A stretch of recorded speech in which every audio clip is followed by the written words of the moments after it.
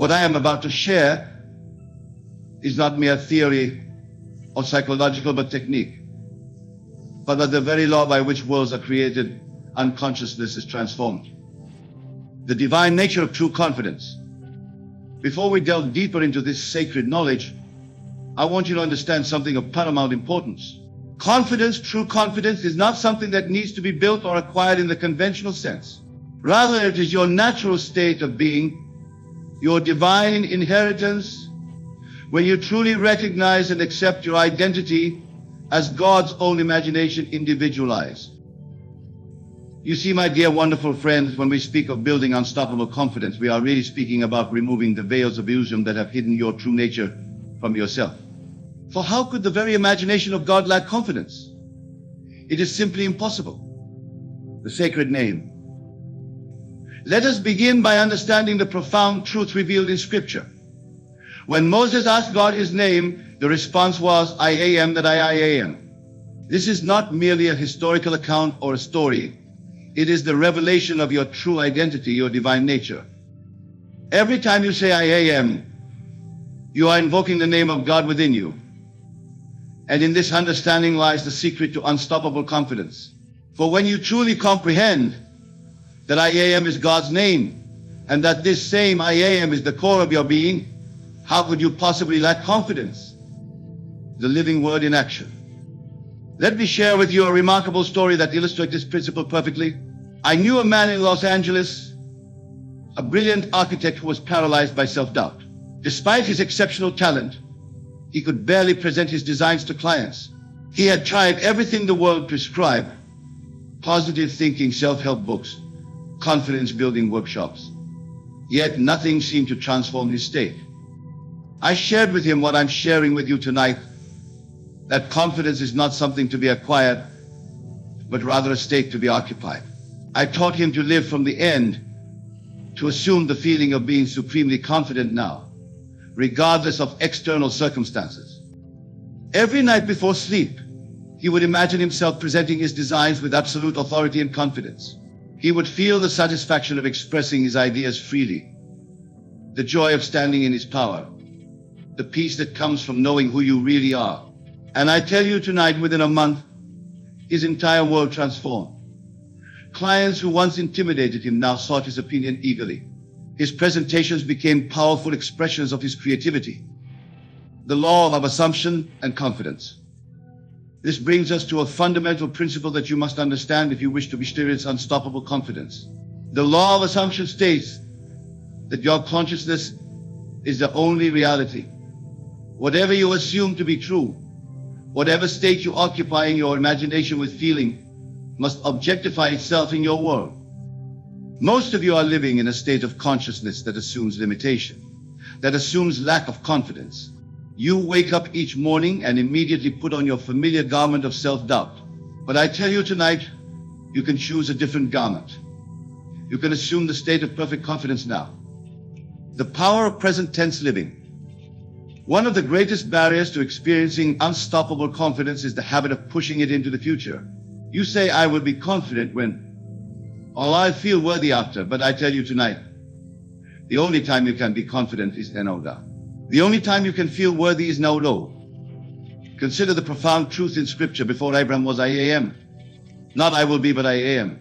This is the eternal now in which all power exists. When you push confidence into the future, you push it out of your experience entirely. The inner dialogue of confidence. Your inner conversation, my dear friends, is creating your reality moment by moment. Every internal dialogue, every assumption, every feeling you entertain is shaping your world. Most of you are engaged in constant self-defeating inner dialogue without even realizing it. You wake up and your first thought is, I hope I can handle today. But hope implies doubt. You face a challenge and think, this might be too much for me. You meet someone successful and think, they're out of my league. These inner conversations are not mere thoughts, they are prayers, and they are always answered. The revision technique for confidence. Let me share with you a powerful technique for transforming your inner conversation and building unstoppable confidence. It's called revision, and it is one of the most effective tools I have ever encountered. Before you sleep each night, review your day. But instead of reviewing it as it happened, revise it. See yourself moving through each situation with complete confidence. Feel the satisfaction of expressing yourself freely. Experience the joy of standing in your power. This is not mere visualization or positive thinking. This is actually rewriting the day in your consciousness. And since consciousness is the only reality, you are literally changing your world. The sleep technique in confidence. Sleep, my beloved friends, is the most powerful state for impressing your subconscious mind. When you enter the state akin to sleep, your conscious, reasoning mind becomes quiet, and your subconscious mind becomes highly receptive to suggestion. This is why I emphasize the importance of falling asleep while holding the feeling of being confident. As you drift off to sleep, maintain the consciousness of being the confident person you wish to be. Feel it as real. Experience the satisfaction of it. The divine pattern of confidence. There is a divine pattern to manifesting unstoppable confidence, and it is revealed in Scripture. When Jesus said, "It's finished," before any physical evidence appeared, he was demonstrating this law. He was living from the end, assuming the feeling of the wish fulfilled. You must do the same. Instead of working towards confidence, work from confidence. Instead of trying to become confident, assume that you are already confident. For remember, what you are seeking is seeking you. The world of effects. Now, some of you might be thinking, but Neville, what about my current circumstances? What about my past failures and current limitations? This is what Scripture calls the world of Caesar, the world of effects. While we respect it, we do not give it power over our consciousness. Your physical circumstances are but shadows, reflections of past assumptions. They have no power to determine your current state unless you give them that power. You can choose now to live from a new assumption, regardless of what your senses tell you. The promise of transformation. I promise you tonight, if you will apply this law, if you will persist in living from the end, your world must transform. For this is not mere positive thinking or psychology, this is the law by which worlds are created. Let me share with you another powerful example. A young woman came to me, crippled by social anxiety. She could barely speak in groups, could hardly maintain eye contact. Her world was small, confined by her fears and doubts. I taught her what I'm teaching you tonight. I showed her how to live from the end, how to assume the state of peace before any physical evidence appeared. Every night before sleep, she would imagine herself moving through her day with complete ease and self-assurance. At first it felt mechanical, even false, but she persisted. And gradually something remarkable began to happen. Her world began to reshape itself to match her assumption. Opportunities appeared that allowed her to express her newfound confidence. People began to respond to her differently. Her entire world transformed. The practice of divine confidence. Let me give you a practical application of everything we've discussed tonight. Begin tonight with this simple practice. First, as you lay in bed preparing for sleep, become very quiet. Feel your body relax. Let your conscious mind become still. Second, construct a simple scene that you are now the confident person you wish to be. Make it a short, simple scene that you can repeat easily. Third, enter into this scene fully. Don't just visualize it, experience it. Feel the satisfaction of being confident. Feel the joy of expressing yourself freely. Feel the peace that comes from standing in your power. Fourth, repeat this scene until it feels natural, until it feels more real than your current circumstances. Fall asleep in this feeling, the living proof of your divine nature. Your confidence, my dear friends, is not something to be achieved. It is something to be allowed. It is your natural state when you recognize who you really are. You are God's own imagination pushed out into this world. How can the imagination of God lack confidence? Every time you say, "I can't," you deny your divine nature. Every time you shrink from a challenge, you deny your divine nature. Every time you seek confidence outside yourself, you deny your divine nature. The true meaning of faith in self. Faith, my dear friends, is not belief in something external to yourself. Faith is the confirmation of things not seen in the external world but felt as real in your imagination.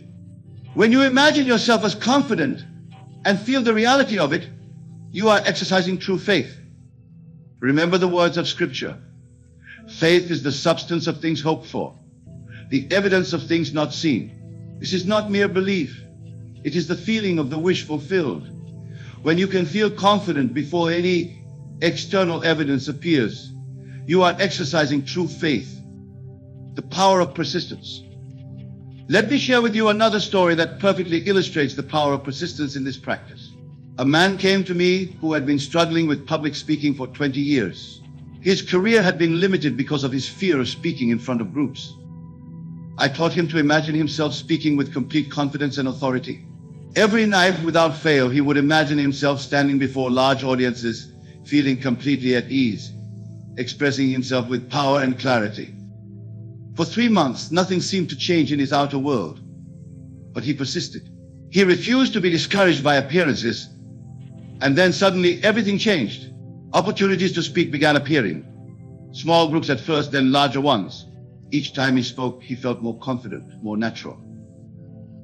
Today, he is one of the most sought-after speakers in his field, not because he learned new techniques but strategies, but because he persisted in assuming the state of confidence until it became his natural state. The ladder of consciousness. Understanding confidence as a state of consciousness is crucial. Think of consciousness as a ladder with different states representing different rings. The state of fear and self-doubt is one rung, while the state of unstoppable confidence is another. You can move from one state to another through the power of assumption. But remember, you don't climb to confidence. You assume it now. The moment you assume the state of confidence, you are there, regardless of external circumstances. The divine timing. Many of you ask, how long will it take? But this question comes from the world of Caesar, the world of time and space. In the realm of consciousness, where all creation takes place, there is no time. There is only no O. The moment you assume the feeling of confidence, you are confident. The outer world may take time to reflect this change, but the change in consciousness is instantaneous.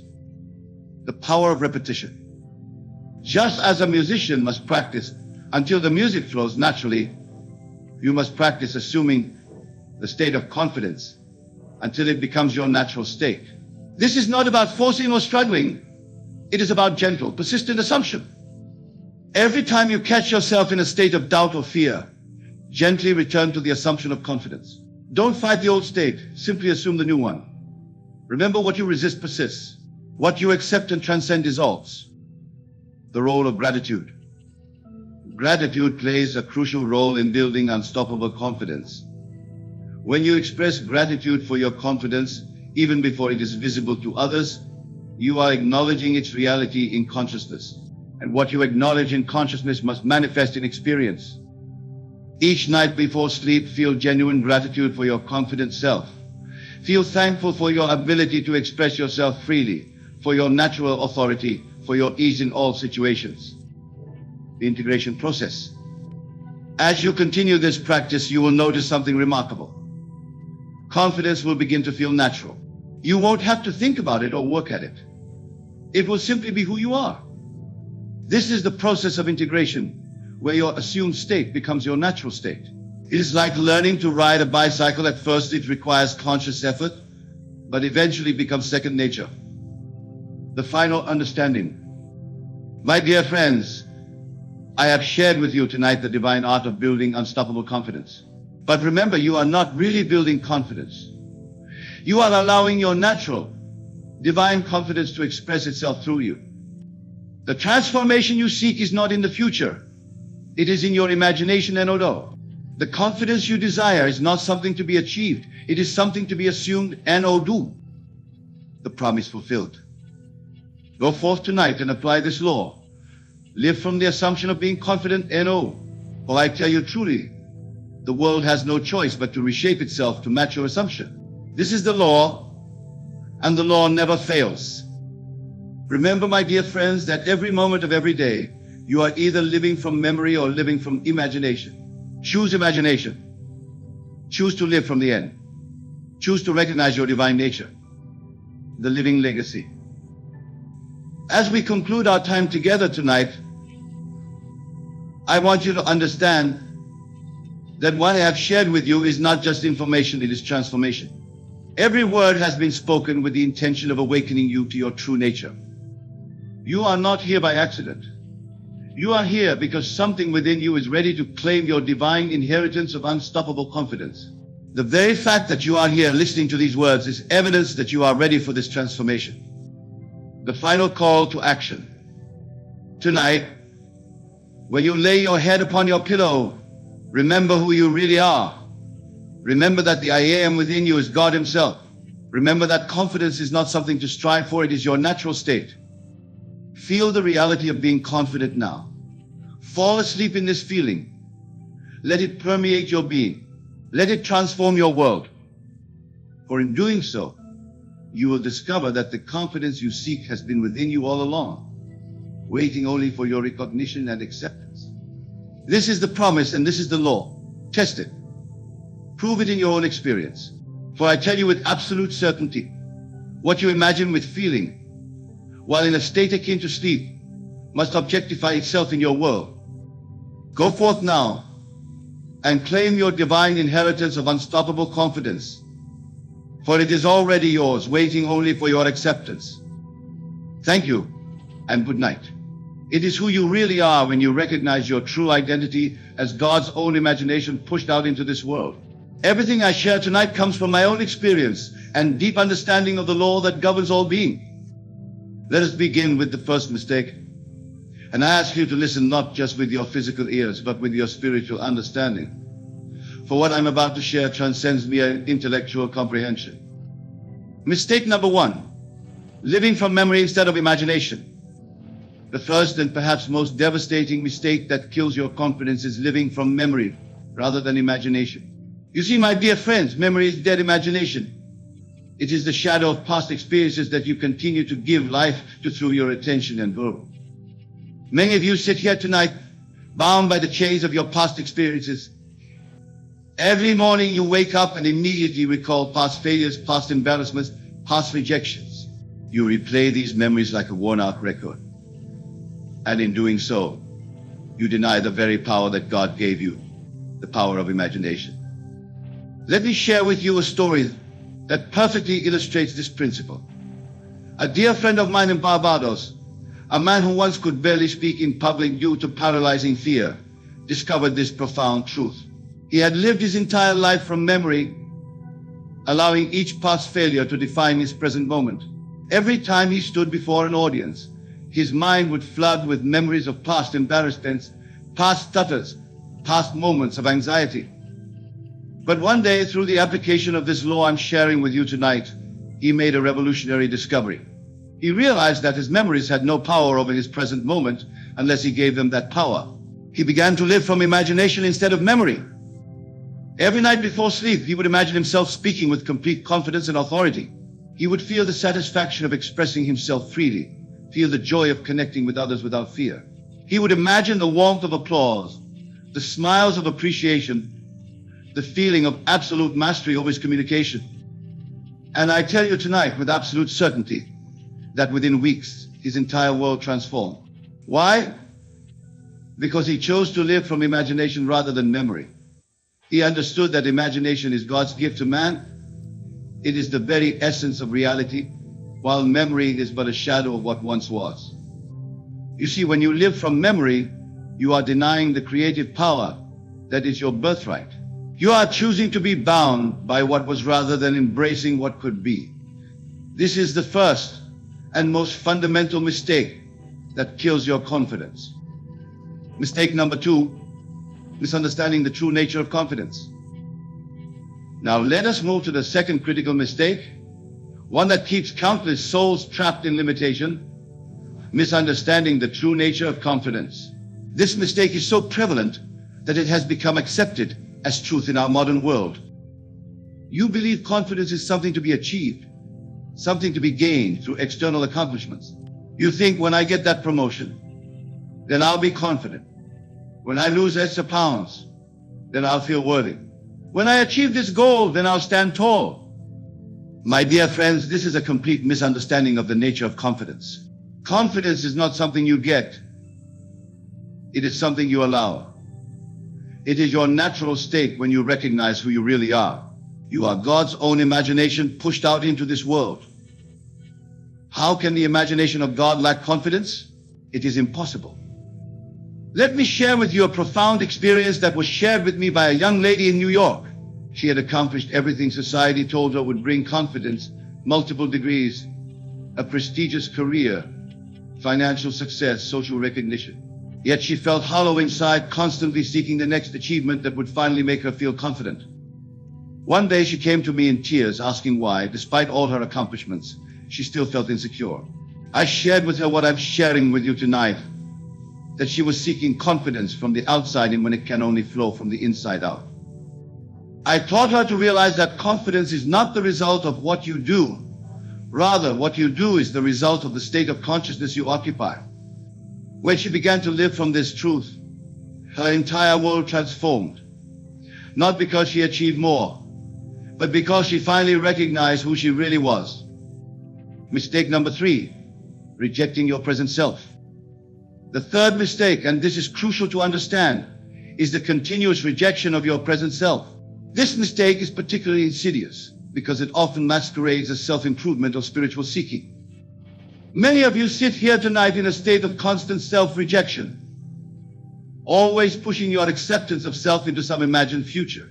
You tell yourself, I will accept myself when I will feel confident when, but I tell you, this is a fundamental denial of your divine nature.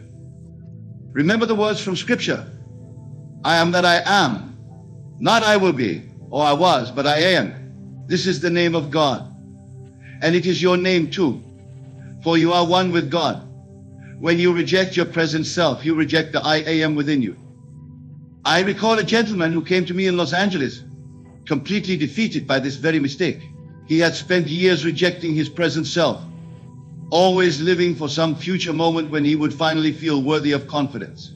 His life was a constant postponement of self-acceptance. I shared with him a principle that transformed his life. The only time you can accept yourself is now.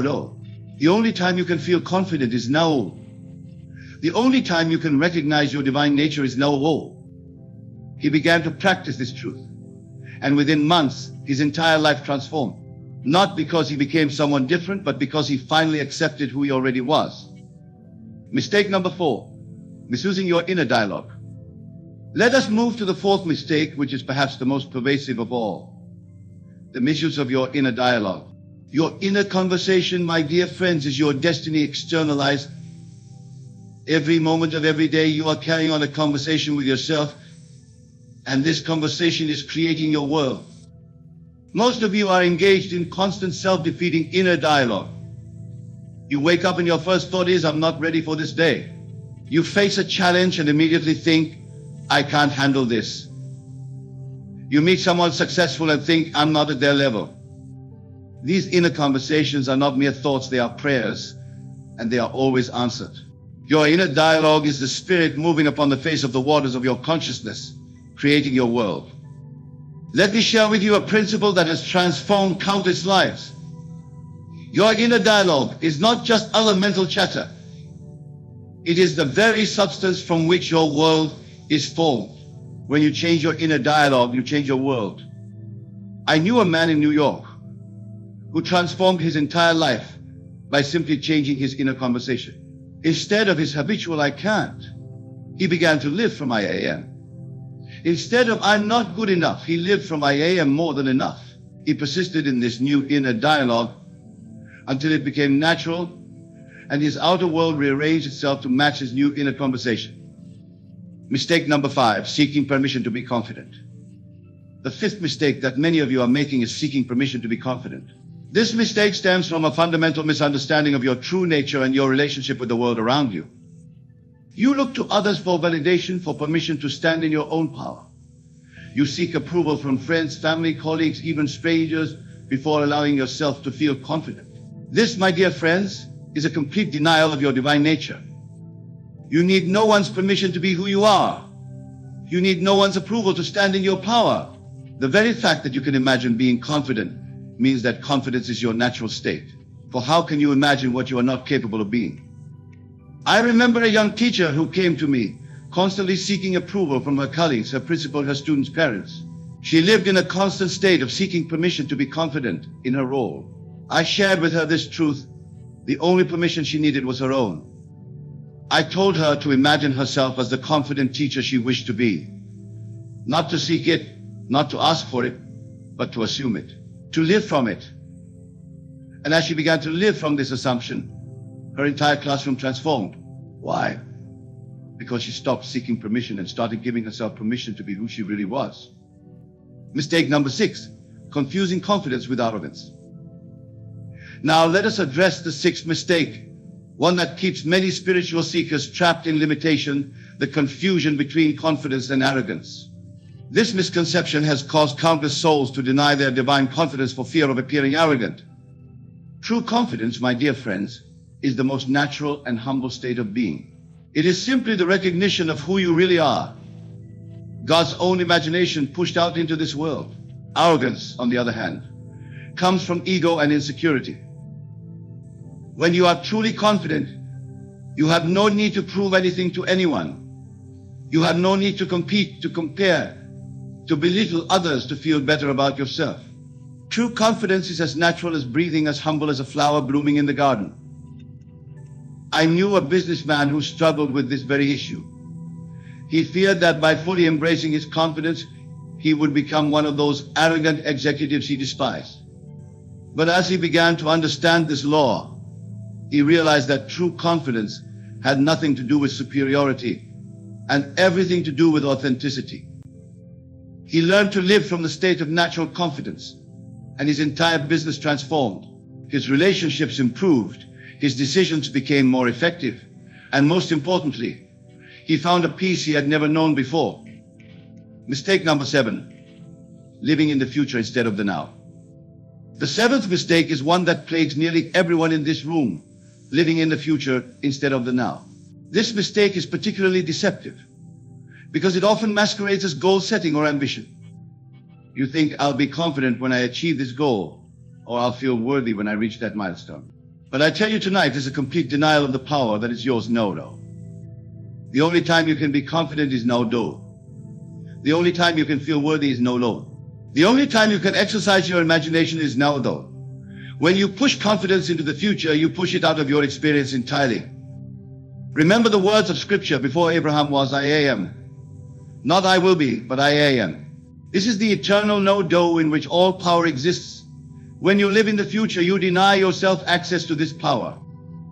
I recall a young actor who came to me, always pushing his confidence into some future moment.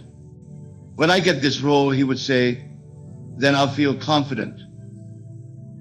I taught him what I'm teaching you now, to live from the end, to imagine the feeling of being confident now, regardless of external circumstances. As he began to live from this truth, his entire career transformed. Not because he became someone different in the future, but because he chose to be confident in Oda. Mistake 8, denying your divine nature. And now we come to the 8th and final mistake, the one that underlies all others, the denial of your divine nature. This mistake is the root cause of all lack of confidence, all feelings of unworthiness, all self-doubt. You see, my dear friends, you are not merely human beings seeking a spiritual experience. You are spiritual beings having a human experience. When you deny your divine nature, you deny the very source of all confidence. Every time you say, I can't, you deny your divine nature. Every time you shrink from a challenge, you deny your divine nature. Every time you seek confidence outside yourself, you deny your divine nature. I want to share with you a profound truth that was revealed to me through years of studying scripture and testing this law. Your imagination is God operating in you. Therefore, when you imagine yourself as confident, you are not engaging in mere positive thinking. You are aligning with your true nature. The solution: living from the end. Now that we have identified these 8 mistakes, what is the solution? The solution, my dear friends, is to live from the end. To imagine the feeling of being confident now, regardless of external circumstances. Every night before you sleep, imagine yourself as the confident being you wish to be. Feel it as real. Feel the satisfaction of expressing yourself freely. Feel the joy of standing in your power. Feel the peace that comes from knowing who you really are. This is not mere visualization or positive thinking. This is the actual substance of things hoped for, the evidence of things not seen. When you imagine with feeling, you are creating reality, the practice of the law. Let me give you a practical application of this law. Tonight, when you go to bed, imagine a scene that implies you are now the confident person you wish to be. Make it a short, simple scene that you can repeat easily. Perhaps it's someone congratulating you on your confidence. Perhaps it's you feeling completely at ease in a situation that used to cause anxiety. Whatever scene you choose, ensure it implies that you are now confident. Repeat this scene until it feels natural, until it feels more real than your current circumstances. Fall asleep in this feeling. For in sleep, your subconscious mind accepts as real what you have impressed upon it. The promise of transformation. I promise you, if you will apply this law, if you will persist in living from the end, your world will transform. For this is not mere positive thinking or psychology. This is the law by which worlds are created. Remember, confidence is not something you get. It is something you allow. It is your natural state when you recognize who you really are. You are God's own imagination pushed out into this world. How can the imagination of God lack confidence? The living proof. Let me share with you one final story that perfectly illustrates this principle. A young woman came to me several years ago, completely lacking in confidence. She had tried everything, self-help books, therapy, workshops, but nothing had worked. I shared with her what I'm sharing with you tonight. I taught her to live from the end, to imagine herself as the confident being she wished to be. Every night before sleep, she would imagine scenes implying she was now confident and self-assured. At first it felt mechanical, even false. But she persisted. Night after night she would fall asleep feeling the satisfaction of being confident. And gradually something remarkable began to happen. Her world began to reshape itself to match her assumption. Opportunities appeared that allowed her to express her newfound confidence. People began to respond to her differently. She found herself speaking up in meetings, sharing her ideas freely, connecting with others effortlessly. Not because she had become someone different, but because she had finally recognized who she really was. The final understanding. My dear friends, I have shared with you tonight the 8 mistakes that are killing your confidence, but more importantly, I have shared with you the solution. The solution is not in doing, but in being. Not in achieving, but in assuming. Not in becoming, but in recognizing who you already are. Test this law. Apply what I have shared with you tonight. Imagine yourself as the confident being you wish to be. Feel it as real. Live from that assumption. For I tell you with absolute certainty, what you imagine with feeling while in a state into sleep must objectify itself in your world. The promise fulfilled. Let me conclude with this final thought. The transformation you seek is not in the future. It is in your imagination and now. The confidence you desire is not something to be achieved. It is something to be assumed now. Remember, you are not working towards confidence. You are working from confidence. You are not trying to become confident. You are acknowledging the confidence that is already yours by divine right. Go forth tonight and apply this law. Leave from the assumption of being confident nowadays. For I tell you truly, the world has no choice but to reshape itself to match your assumption. This is the law, and the law never fails. The world is yourself pushed out. Therefore, as you assume the feeling of confidence, the world must reflect back to you that same confidence. This is not magic or mysticism. This is the law by which all things are created. Remember, my dear friends, that every moment of every day, you are either living from memory or living from imagination. Choose imagination. Choose to live from the end. Choose to recognize your divine nature. For in doing so, you will discover that the confidence you seek has been within you all along, waiting only for your recognition and acceptance. Thank you, and good night. Imagine, if you will, that your mind is a vast, intricate garden. In this garden grow the thoughts, beliefs, and assumptions that shape your world. Some of these are beautiful, life-affirming plants that bear the sweetest fruits of success, love, and abundance. Others are weeds, limiting beliefs, fears, and doubts that choke out the flowers of your desires. Tonight we shall learn to tend this garden with care and purpose, to cultivate a mind that blossoms with the full radiance of your divine potential. But before we begin this sacred work, I must impress upon you a fundamental truth. Your mind in its current state is not who you are. It is a tool, an instrument through which you express your true self. Just as a musician is not defined by their instrument, you are not defined by the current state of your mind. You are the musician, the artist, the creator. Your mind is the canvas upon which you paint the masterpiece of your life. So as we embark on this journey to rearrange your mind, know that you approach this task not as a flawed being seeking improvement, but as a divine creator consciously shaping your instrument expression. You are not fixing what is broken, but refining what is already perfect in its essence. Now let us begin with the first principle of rearranging your mind, awareness. To change anything, we must first become aware of its current state. I invite you now to close your eyes and turn your attention inward. Observe the thoughts that flit through your consciousness. Notice the feelings that arise in response to these thoughts. Become aware of the beliefs that underpin these thoughts and feelings. As you observe, do not judge. Do not label any thought as good or bad, any feeling as right or wrong. Simply observe with the detached curiosity of a scientist studying a fascinating phenomenon. For in this state of non-judgmental awareness, you create space for change. Now, as you continue to observe, I want you to realize a profound truth. You are not these thoughts. You are not these feelings. You are the awareness that perceives them. This awareness, this consciousness, is your true self. It is unchanging, unaffected by the ebb and flow of thoughts and emotions.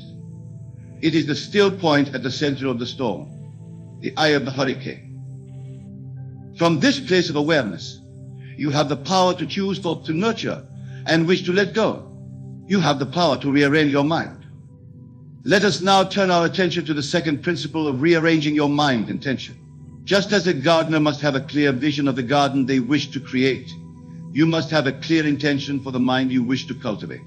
What kind of thoughts do you want to dominate your mental landscape? What beliefs do you want to form the foundation of your worldview? What feelings do you want to color your daily experience? Take a moment now to form this intention. See it clearly in your mind's eye. Feel it in every fiber of your being. For this intention is the blueprint from which you will rearrange your mind. But remember, my dear friends, this intention is not something to be achieved in some distant future. It is not a goal to be strived for. It is a state to be assumed now, in this very moment. For in the realm of mind, there is no past or future. There is only the eternal now. So as you hold this intention, I want you to feel as if it is already realized. Feel the satisfaction, the joy, the sense of fulfillment that comes from having the mind you desire. For in assuming the feeling of the wish fulfilled, you set in motion the forces that will bring it into the manifestation. Now we come to the third principle of rearranging your mind. Imagination. Your imagination, my beloved, is the most powerful tool at your disposal. It is the workshop in which you forge your reality. What you imagine with feeling, with conviction, with the assurance of present reality, must and will objectify in your world. So I invite you now to use your imagination to vividly picture your ideal mental state. See yourself moving through your day with clarity of thought, with unwavering focus, with unshakable confidence. Feel the peace that comes from a mind free of worry and doubt. Experience the joy that arises from a mind filled with gratitude and love. As you engage in this imaginative act, remember that you are not creating something new. You are revealing what already exists within you. For your true self, your divine self, already possesses all the qualities you desire.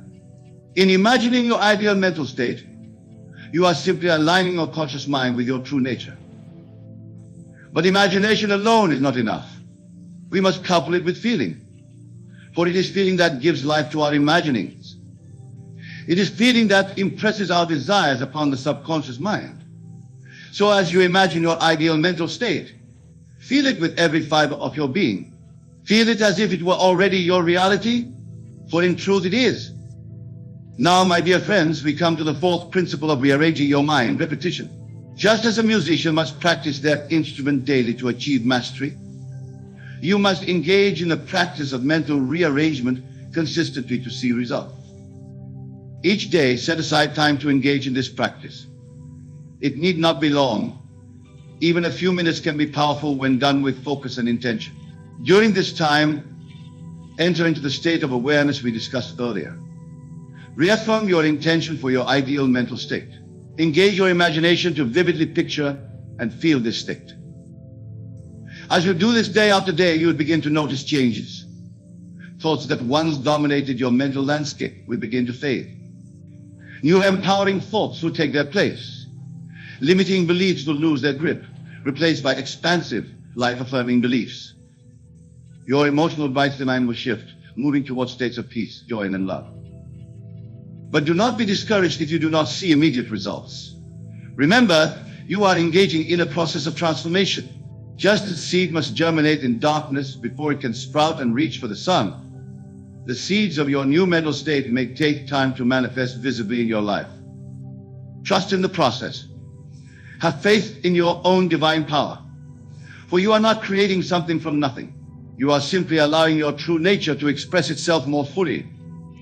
Now let us address a common challenge in the process of rearranging your mind: resistance. As you begin to shift your mental patterns, you may encounter resistance. All thoughts may clamor for attention. Familiar emotions may arrive with intensity. Doubt may whisper in your ear, questioning the possibility of change. When this happens, and it will happen, do not fight against it. Do not judge yourself for experiencing resistance. Instead, observe it with the same detached awareness we discussed earlier. See it for what it is, the death throes of old patterns giving way to new ones. Remember, resistance is not a sign of failure. It is a sign that change is occurring. It is the friction that arises as you align yourself more fully with your true nature. Welcome it, embrace it, for in doing so you rob it of its power to deter you. As we continue our exploration of rearranging your mind, I want to introduce you to a powerful technique: revision. Each night before you sleep, take a few moments to review your day. But do not simply recall the events as they occurred. Instead, revise them in your imagination to align with your ideal mental state. If you encountered a situation that triggered stress or anxiety, reimagine it with you responding from a place of calm and confidence. If you had a thought that did not serve your highest good, revise it to a thought that empowers and uplifts you. If you experienced an emotion that was out of alignment with your desired state, feel instead the emotion you wish to cultivate. This practice of revision is not mere fantasy or wishful thinking. It is a powerful tool for impressing upon your subconscious mind your desired state of being. For your subconscious does not distinguish between what is vividly imagined and what is actually experienced. By revising your day in this way, you are literally rewriting your mental patterns and setting the stage for a new and more empowered experience in the days to come. Now, my dear friends, I want to address a question that often arises when we speak of rearranging the mind. What about my current circumstances? How can I change my mind when my external reality seems to contradict my desired state? To this I say, your circumstances do not define you. They are but the shadow cast by your previous mental state. As you change your mind, as you rearrange your inner world, what then will rearrange itself to match? But this rearrangement may not be immediate. There may be a lag between your inner shift and its outer manifestation. During this time, you must hold fast to your new mental state, regardless of what your senses tell you. For remember, what you are seeing in your outer world is the result of past thoughts and beliefs. Your new thoughts and beliefs, if persisted in, will inevitably bring about a new reality. This, my beloved, is where faith comes into play. Not blind faith in some external power, but faith in the immutable laws of mind, faith in your own divine nature, faith in the creative power of your imagination. As you move through your days, maintaining your new mental state, even in the face of contradictory circumstances, you are exercising this faith. You are declaring to the universe, this and this alone is my reality. And the universe, in its infinite wisdom and power, must and will conform to your declaration. But what are those moments when doubt creeps in? What are those times when the old patterns of thought seem to reassert themselves with force? In these moments, I urge you to remember this truth. You are not your thoughts. You are the awareness that perceives them. When doubt arises, do not fight it. Do not resist it. Simply observe it with detached awareness. See it for what it is, a thought, nothing more. A thought that you can choose to entertain or dismiss. In that moment of awareness, in that space between stimulus and response, lies your power to choose. Choose in that moment to return to your desired mental state. Choose to feel the reality of wish fulfilled. Choose to align yourself once more with your true nature. For in this choosing lies your freedom. In this choosing lies your power to rearrange your mind. As we delve deeper into the art of rearranging your mind, let us consider the role of your physical body in this process. For your mind and body are not separate entities, but interconnected aspects of your being. The state of your body influences the state of your mind and vice versa. Therefore, as you work to rearrange your mind, pay attention also to your physical state. Notice how different body postures affect your mental state. Experiment with changing your facial expression and observe how it shifts your mood. Be aware of your breathing patterns and how they correlate with your thoughts and emotions. Use this knowledge to support your mental rearrangement. Adopt the posture of the person you wish to be. Wear the expression of someone living in your desired state. Breathe as if you are already experiencing the peace, joy, and confidence you seek to cultivate. In doing so, you create a feedback loop between mind and body that reinforces your new mental patterns. Your body becomes a physical affirmation of your mental state, and your mental state is in turn strengthened by your physical alignment. Now, my dear friends, I want to address a crucial aspect of rearranging your mind, the words you use both in your inner dialogue and in your communication with others. Words are not mere sounds or symbols on a page. They are powerful creative forces that shape your reality. Every time you speak, whether aloud or in the privacy of your own mind, you are making a declaration to the universe. You are setting in motion forces that will work tirelessly to bring your words into manifestation. Therefore, choose your words with care and intention. Eliminate from your vocabulary phrases that undermine your desired state. Phrases like "I can't," "it's too hard," "I'm not good enough" have no place in your new mental landscape. Replace them with empowering statements that align with your ideal self. I can, I am capable, I am worthy. These are the building blocks of your new reality. But remember, it's not just about positive affirmations. It's about aligning your speech with the assumption that your desire is already fulfilled. Speak as the person you wish to be. Use a language someone already living in your desired state. If your goal is abundance, speak as someone who is already abundant. If your aim is confidence, use the words of a confident person. If your desire is peace of mind, let your speech reflect the calm assurance of one who has found inner peace. As you do this, you may feel a disconnect between your words and your current circumstances. This is natural, but I urge you to persist. For in this persistence, you are bridging the gap between your present reality and your desired state. You are rearranging your mind through the power of your words. Let us turn our attention to a powerful tool in the rearrangement of your mind: meditation. But when I speak of meditation, I do not mean merely sitting in silence, trying to empty your mind of thoughts. While such practices have their place, the meditation I speak of is an active, creative process. In this meditation, you enter a state of relaxed awareness. You quiet the chatter of your surface mind, allowing yourself to sink into the deeper levels of consciousness. From this place of inner quiet, you then actively imagine and feel your desired state. See yourself as you wish to be. Feel the emotions you would feel if your desire were already fulfilled. Experience in your imagination the life that would be yours if your mind were already rearranged in the way you desire. As you engage in this meditative practice, you are doing more than just daydreaming. You are impressing upon your subconscious mind the reality of your desired state. You are reprogramming the very foundations of your mental patterns. Do this daily with faith and persistence, for in this practice, You are not merely visualizing a future possibility. You are experiencing in the eternal now of your imagination the reality of your rearranged mind. But what of those deeply ingrained patterns of thought and belief that seem resistant to change? What of those core assumptions about yourself and the world that have been with you for so long that they feel like immutable truths? To this I say, nothing in your mind is immutable. No belief, no matter how deeply rooted, is beyond your power to change. For you are the author of your own mental story. You have the power to rewrite any part of it at any time. When you encounter a belief that seems resistant to change, do not fight against it. Do not try to forcefully uproot it. Instead, simply plant the seed of a new belief beside it.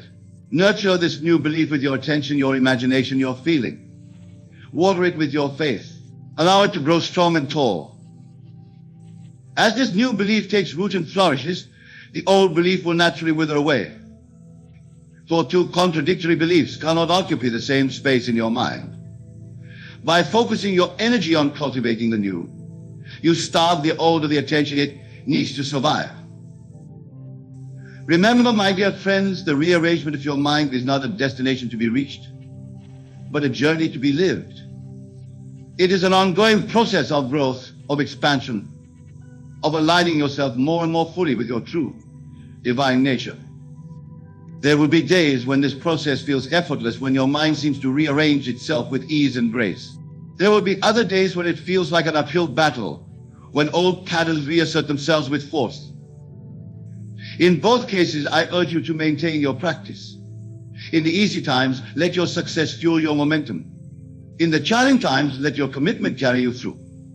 For it is in the consistent application of these principles, day after day, that true transformation occurs.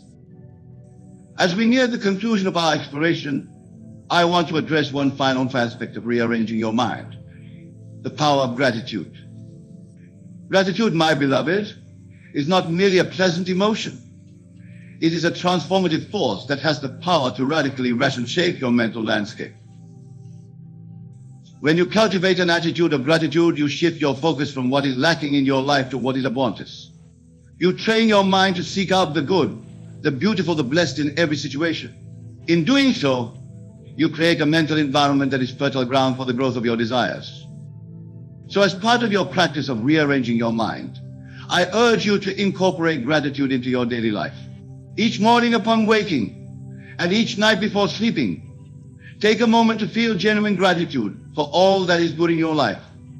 Feel gratitude not just for what is, but for what is coming. Feel gratitude for the person you are becoming, for the mind you are creating. As you do this, you will find that your entire mental state begins to shift. Negative thoughts lose their power. Limiting beliefs begin to dissolve. Your emotional baseline moves towards states of joy, peace, and love. For a mind filled with gratitude has no room for fear, doubt, or lack. My dear friends, as we come to the close of our time together, I want you to understand that the rearrangement of your mind is not about forcing change or struggling against what is. It is about aligning yourself with your true nature. It is about allowing the divine within you to express itself more fully through the instrument of your mind. You are not broken. You do not need fixing. You are perfect, divine being experiencing itself through the vehicle of human consciousness. Your task is not to become something you are not, but to unveil what you truly are. As you leave here tonight and return to your daily lives, I urge you to carry this truth with you. You have within you, right now, everything you need to create the life you desire. The power to rearrange your mind, and thus your reality, lies within you. Use this power wisely, use it lovingly. Use it with the full knowledge of its creative potential. For as you rearrange your mind, you rearrange the very fabric of your existence. Go forth now, not in search of a better version of yourself, but in joyous expression of your true self. Live each moment from the assumption of your rearranged mind. Sleep each night in the knowledge that as you slumber, the infinite intelligence of the universe is working tirelessly to bring your mental patterns into physical form. And above all, persist. Persist in your practice. Persist in your faith. Persist in the knowledge of your divine nature. For in your persistence lies your power. In your persistence, the key to rearranging your mind, and thus your entire world. My dear friends who stand at the threshold of a new experience, a life of clarity of purpose, of unwavering alignment with your deepest desires. This life is not a distant possibility. It is your birthright, your true nature waiting to be claimed. Step into it now. Assume it now. Live from it now. For now is the only moment that exists, and now is the moment of creation. Now is the moment where you decide who you are and what you will experience. Choose wisely, my beloved. Choose joyfully. Choose with the full knowledge of your divine power. For as you choose, so shall your world be. Go now in peace and in power, knowing that the entire universe conspires for your success. For you are the universe, expressing itself as a human for a little while. Express yourself fully. Express yourself joyfully. Express the rearranged mind that is your true inheritance. Let us begin by understanding what a weekend truly is. Society has conditioned us to view the weekend as a time of rest, a respite from the demands of the work week. And while there is certainly value in rest and rejuvenation, I tell you now that the weekend is so much more. It is a gift, a precious opportunity to step fully into the person you truly are, unencumbered by the constraints and expectations of your daily routine. The weekend is not a pause in your life's journey, but an acceleration. It is a time when you can focus wholly on your deepest desires, your grandest visions, your most cherished goals. It is a time when you can immerse yourself fully in the feeling of being the person you wish to be, of having the life you wish to have. But how, you may ask, do we maintain our motivation during these precious patches? How do we resist the siren call of idleness or the temptation to fritter away these golden moments? The answer, my dear friends, lies not in resistance or struggle, but in the power of your imagination and the law of assumption. You see, motivation is not something external to you. It is not a force that must be summoned or maintained through sheer willpower. Motivation, in its true sense, is the natural state of a being aligned with its deepest desires. When you are living in complete harmony with your true self, motivation flows as naturally as breath. The key then to staying motivated during the weekend is to live from the ascent, to assume the feeling of being the person you wish to be, of having accomplished the goals you wish to achieve. This is not pretense or self-deception. This is the activation of a spiritual law, as real and immutable as gravity itself. Let me illustrate this principle with a simple example. Suppose you have a goal to write a book. Many people approach this task with a sense of obligation or struggle. They force themselves to sit at the desk, willing the words to come, fighting against distraction and procrastination. But I say to you, there is a better way. Instead of seeing yourself as someone trying to write a book, see yourself as an accomplished author. Feel the satisfaction of having completed your masterpiece. Experience the joy of holding your published work in your hands. Hear the words of praise from your readers. Live from this state of accomplishment. When you assume this state, when you live from this end, you will find that sitting down to write is no longer a chore to be endured, but a joy to be embraced. The words will flow effortlessly, for you are not trying to become an author. You are simply allowing the author you already are to express itself. This principle applies to every area of your life, to every goal you wish to achieve, to every state of being you wish to embody. Whether your aim is fitness, financial abundance, loving relationships, or spiritual growth, the key is always the same: live from the end. As you enter your weekend, do not see it as a time to work towards your goals. See it as a time to live from the state of having already achieved them. Feel the satisfaction, the joy, the fulfillment of being the person you wish to be. For in assuming this state, you align yourself with the creative forces of the universe, and they begin to work tirelessly to bring your assumption into physical reality. Now I can hear some of you thinking, but Neville, what about the practical aspects of my weekend? What about the chores, the errands, the obligations? To this I say, change your perception. See these tasks not as burdens, but as opportunities to express the state of being you have assumed. If you are clinging on, do not do so with resentment or frustration. Do so with the joy and pride of someone who lives in a beautiful, orderly space. If you are running errands, do so with the efficiency and purpose of someone whose life is in perfect order. In every action, no matter how mundane it may seem, express the state of being you wish to embody. Remember, the outer world is but a reflection of your inner state. As you assume the feeling of your wish fulfilled, as you live from the end, you will find that your outer circumstances begin to rearrange themselves to match your inner conviction. This is not magic or mysticism. This is the operation of cosmic law. But my dear friends, I must caution you. This is not a practice to be undertaken lightly or sporadically. It requires persistence. It demands faith. You must be willing to maintain your assumption, even when your senses deny this reality. For remember, what you are seeing in your outer world is the result of past assumptions. Your new assumption, if persisted in, will inevitably bring about a new reality. As you move through your weekend, you may encounter moments of doubt or distraction. This is natural, for you are breaking old patterns of thought and behavior. When these moments arise, do not fight them. Do not resist them. Simply acknowledge them and then gently but firmly return to your assumed state. Imagine, if you will, that you are an actor playing a role. The role is that of your ideal self, the person you wish to be. Throughout your weekend, stay in character. Feel what that person would feel. Think what that person would think. Move as that person would move. For in doing so, you are not pretending, but revealing your true self. This practice requires a fundamental shift in consciousness. It asks you to see time not as a linear progression, but as a vast, eternal now. In this eternal now, all possibilities is simultaneously. Your task is simply to select the state you wish to occupy, to feel it as real and to persist in that feeling. As you do this, you will find that your weekends take on a new quality.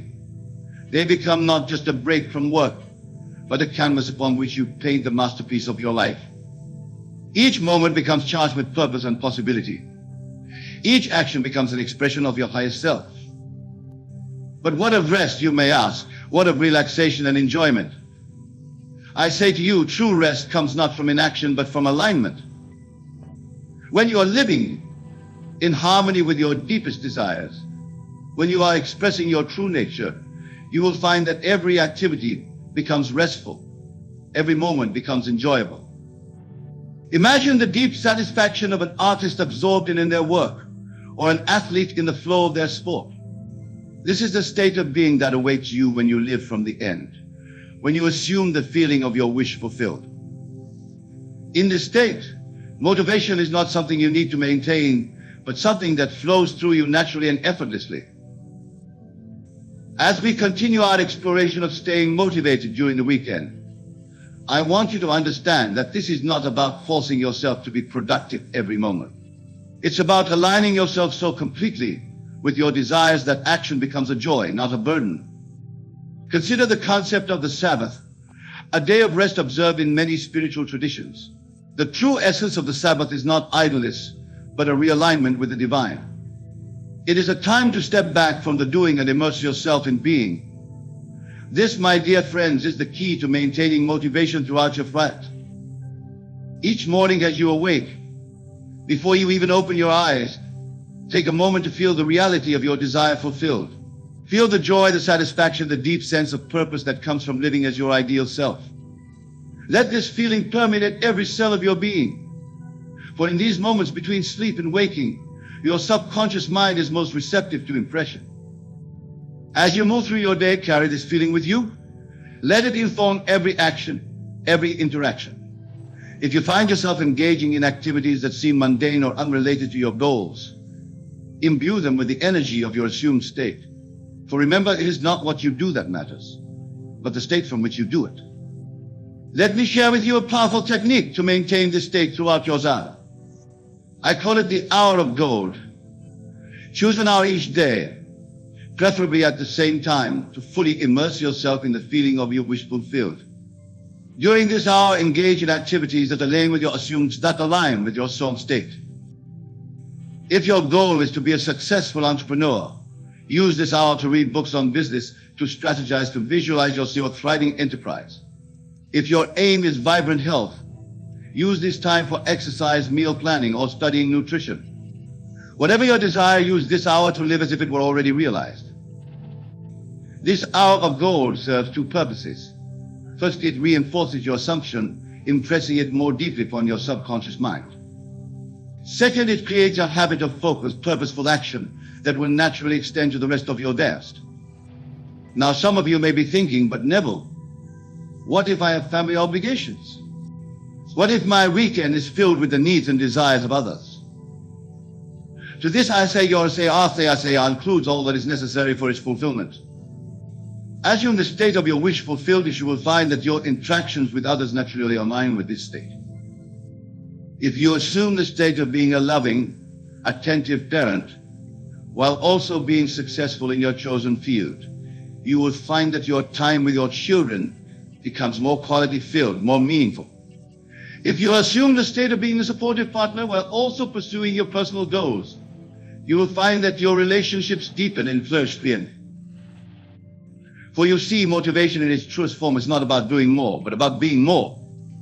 It's about expanding your consciousness to encompass all that you desire to be and experience. As you do this, you will find that every moment of your weekend becomes infused with purpose and joy. But what of those moments when you feel your energy flagging, when the temptation to slip into old patterns arises?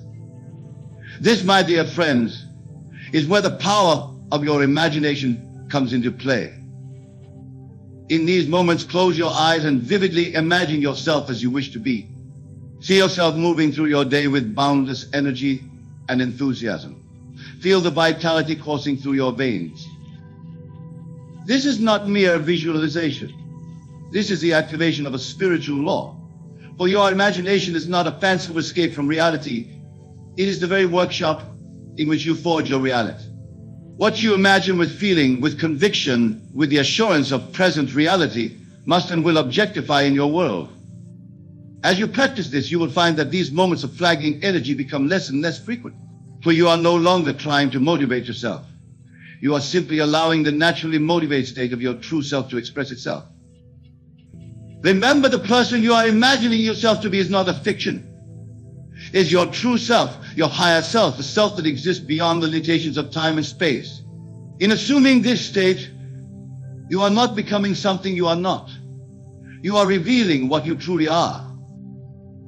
Now let us address a common misconception about motivation. Many believe that to stay motivated, they must constantly push themselves, constantly strive and struggle. But I say to you, true motivation comes not from pushing, but from allowing. It comes from aligning yourself completely with your desire. That action flows naturally and effortlessly. Think of a river flowing to the sea. It does not struggle. It does not strain. It simply follows the least resistance, allowing gravity to guide its course. This is how your weekend can be when you live from the state of your wish fulfilled. You do not push against the current of life, but flow with it, allowing it to carry you effortlessly towards your goals. But what of obstacles, you may ask? What are the challenges and setbacks that inevitably arise? I say to you, these are not barriers to your progress, but opportunities for growth and expansion. When you encounter what seems to be an obstacle, do not see it as something to be overcome. See it as a gift, an opportunity to express more fully the state you have assumed. If you have assumed the state of being a successful entrepreneur and you encounter a business challenge, do not see it as a problem. See it as an opportunity to express your creativity, your resilience, your innovative spirit. If you have assumed the state of vibrant health and you feel tempted by unhealthy food, see it not as a temptation to be resisted, but as an opportunity to express your commitment to well-being. In every challenge, in every setback, ask yourself, how would the person I am imagining myself to be respond to this situation? How would they think? How would they feel? Then embody that response fully and completely. As you move through your weekend in this way, you will find that motivation becomes your natural state of being. You will no longer need to push yourself to take action towards your goals. Action will flow naturally from your assumed direction. But remember, this is not about constant doing. It's about constant being. There will be times for rest, for relaxation, for simple enjoyment. But even these times will be infused with the energy of your assumed state. Your rest will be more rejuvenating, your relaxation more fulfilling, your enjoyment more profound. For when you live from the end, when you assume that you wish fulfilled, every moment becomes an opportunity for self-expression, for growth, for the realization of your deepest desires. Now let us address a question that often arises when discussing motivation. What about when I don't feel like doing anything? What about those moments of laziness or procrastination? My beloved, these moments are not your enemy. They are not something to be fought against or overcome. They are simply indicators that you have momentarily stepped out of alignment with your assumed state. When these moments arise, do not judge yourself.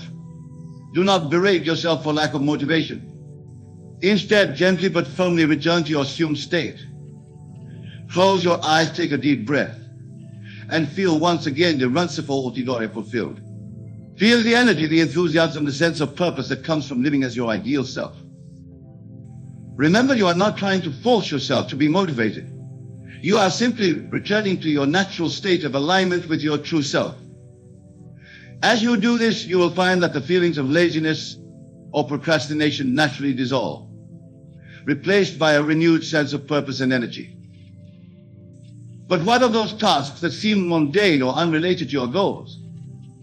How do you stay motivated to do the laundry, to clean the house, to run errands? The answer lies in seeing these tasks not as separate from your goals, but as integral parts of the life you are creating. If you have assumed the state of being a successful entrepreneur, see the act of doing laundry as part of maintaining the orderly, efficient lifestyle of a successful person. If you have assumed the state of being a best-selling author, see the act of cleaning your house as creating the perfect environment for creativity to flourish. In every task, no matter how seemingly insignificant, find a way to express the state you have assumed. For in doing so, you reinforce your assumption and bring it more fully into your experience. As we near the conclusion of our exploration, I want to address one final aspect of staying motivated during the weekend: the power of reflection and revision. Each evening before you sleep, take a few moments to review your day. But do not simply recall the events as they occurred. Instead, revise them. See each event, each interaction, each moment as a perfect expression of your assumed state. If there were moments when you felt out of alignment, revise them in your imagination. See yourself responding from your ideal state. Feel the satisfaction, the joy, the sense of purpose that comes from living fully as your true self. This practice of revision is not mere fantasy or wishful thinking. It is a powerful tool for impressing upon your subconscious mind the reality of your assumed state. For your subconscious does not distinguish between what is vividly imagined and what is actually experienced. By revising your day in this way, you are literally rewriting your subconscious beliefs and setting the stage for a new and more empowered experience in the days to come. As you drift off to sleep, carry with you the feeling of your wish fulfilled. For it is in sleep that your subconscious mind is most receptive to impression. Let your last thoughts, last feelings before sleep be those of living fully as your ideal self. And when you awake each morning, before you even open your eyes, reconnect with this feeling. Feel the joy, the excitement, the sense of purpose that comes from living as the person you wish to be. Let this feeling be your guide throughout your day. My dear friends, as we come to the close of our time together, I want you to understand that staying motivated during the weekend is not about forcing yourself to be productive every moment. It's not about pushing against your natural rhythms or denying yourself rest and relaxation. True motivation, lasting motivation, comes from alignment. It comes from living so fully in the state of your fulfilled that inspired action becomes your natural way of being. It comes from seeing every moment, every task, every interaction as an opportunity to express your true self, your highest self. The weekend is not a pause in your journey towards your goals. It is not a time to step away from your dreams. It is a precious gift an opportunity to immerse yourself fully in the feeling of being the person you wish to be, of living the life you wish to live. As you leave here tonight and return to your daily lives, I urge you to carry this truth with you. You are already the person you wish to be. You already have within you everything you need to live the dreams. Your task is not to become something you are not, but to unveil what you truly are. Live from this truth.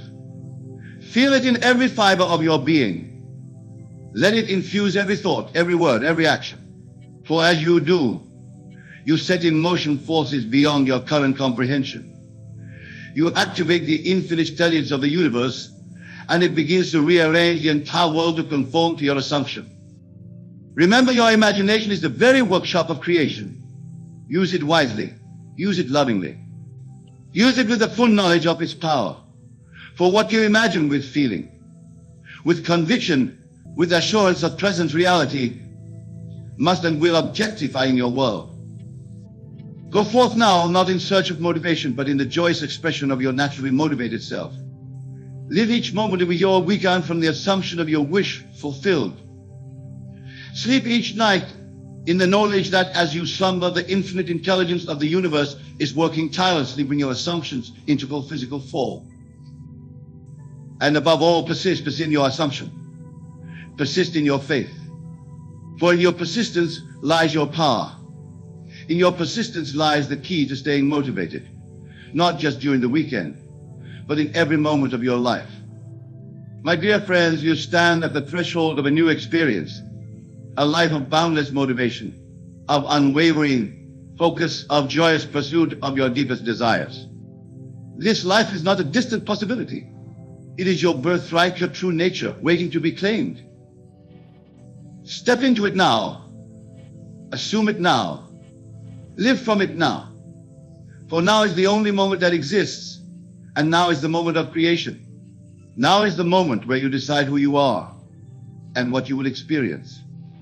Choose wisely, my beloved. Choose joyfully. Choose with the full knowledge of your divine. For as you choose, so shall your world be. Go now in peace and in power, knowing that the entire universe conspires for your success. For you are the universe expressing itself as a human for a little while. Express yourself fully. Express yourself joyfully.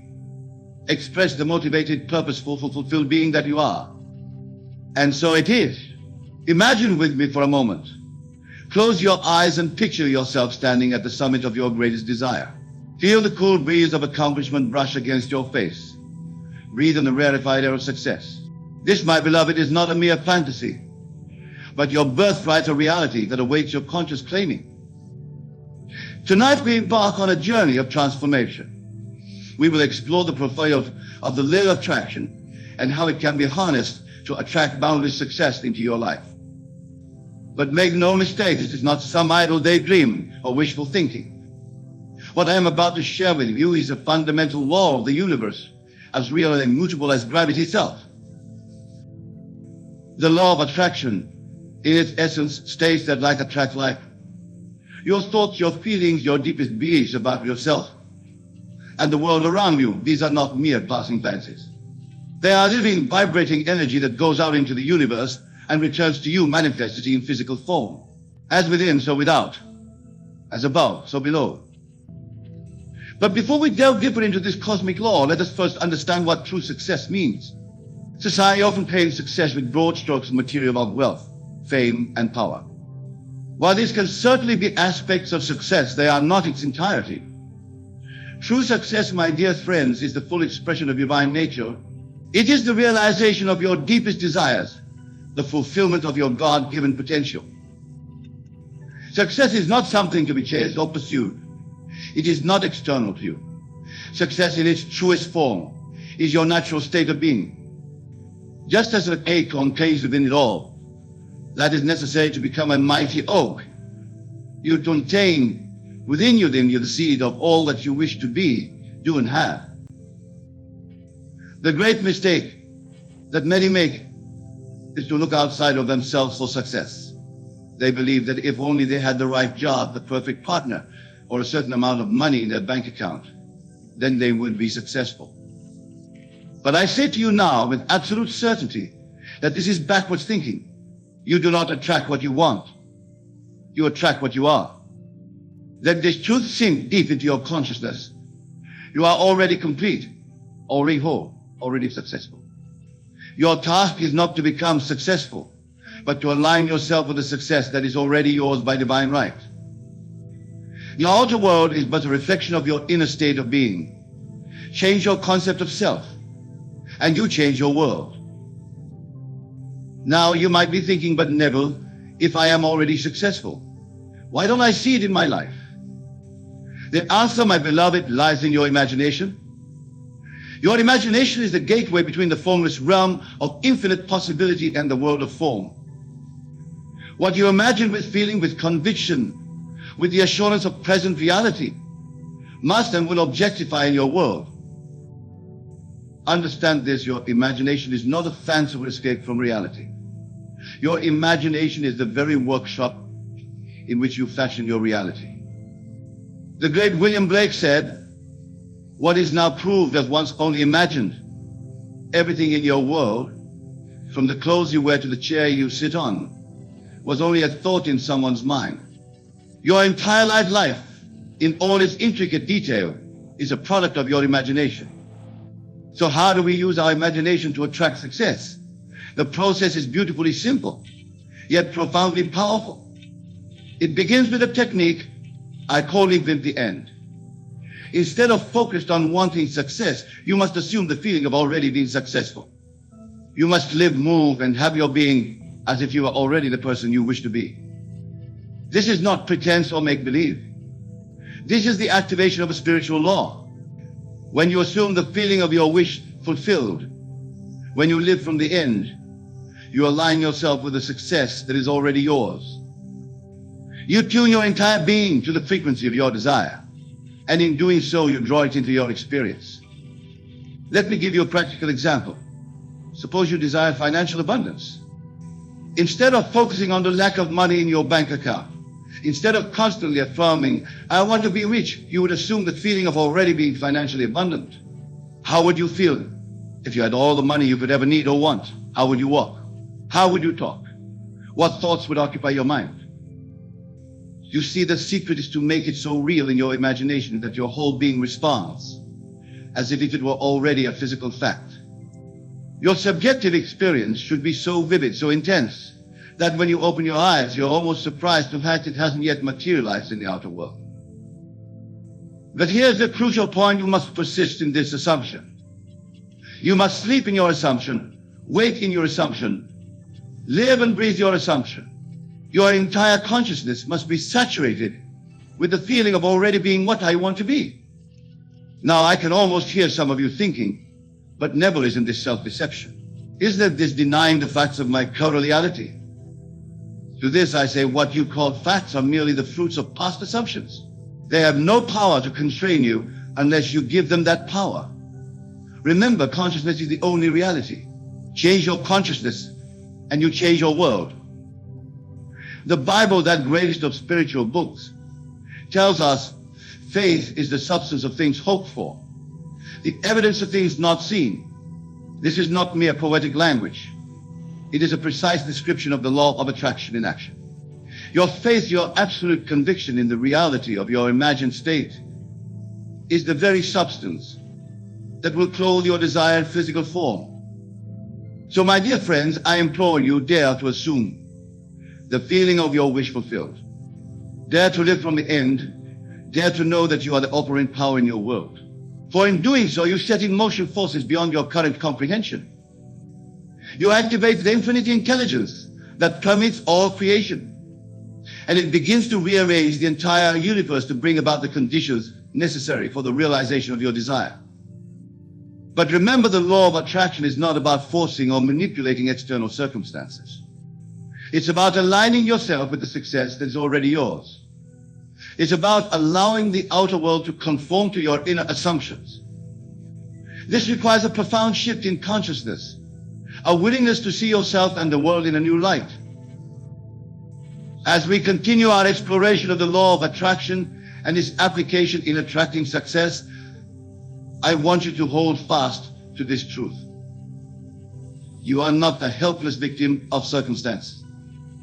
You are the architect of your destiny. Your imagination, imbued with feeling and conviction, is the tool with which you shape your world. In the coming moments, we will delve deeper into the practical application of these principles. We will explore techniques to harness the power of your imagination, to cultivate unwavering faith, and to maintain the feeling of your wish fulfilled even in the face of contradictory circumstances. For it is in the consistent application of these principles that true mastery lies. Remember, success is not something you pursue. It is something you attract by the person you become. And who you become is limited only by your imagination and your willingness to assume that which you desire to be true. So, my beloved, are you ready to step into the fullness of your divine potential? Are you prepared to claim the success that is already yours? Let's continue our journey into the depths of this transformative truth. For in understanding and applying the law of attraction, you hold in your hands the key to unlocking a life of boundless success and fulfillment. Let us delve deeper into the practical application of the law of attraction in attracting success. The first step, as we've discussed, is to clearly define what success means to you. This is crucial, for without a clear target, your imaginative powers will be scattered and unfocused. Take a moment now to contemplate. What does success look like for you? Feel it. Taste it. Breathe it in. Make it as real in your mind as possible. For suppose, for others, it could be a fulfilling career, robust health, or deep, meaningful relationships. Whatever it is for you, define it clearly and feel it intensely.